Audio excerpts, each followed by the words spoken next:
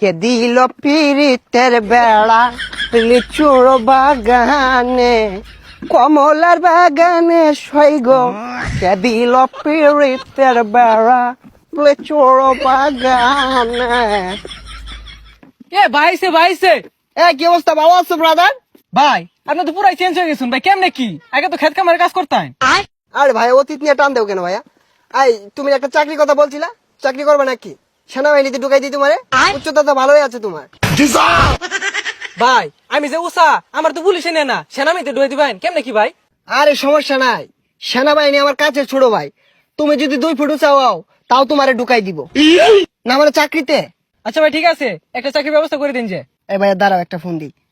Hello কদম আলী, এই মুড়ে আমার গাড়িটা নিয়ে আসো তো।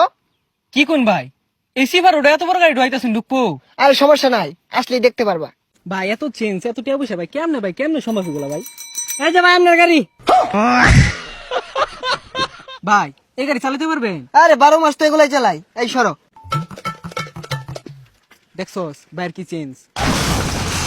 এ ভাই ভাই ভাই এ ভাই ভাই ভাই ভাই ভাই উঠেন ভাই। না সমস্যা নাই, এই ঢাকা শহর রেস করি তো এখানে ফাঁকার উঠপায়া এই গাড়িটা একটু পাকার দিকে চলে গিয়েছিল। এই তোমরা এক কাজ করো, গাড়িটা গ্যারেজে পাঠাই দাও, সমস্যা নাই।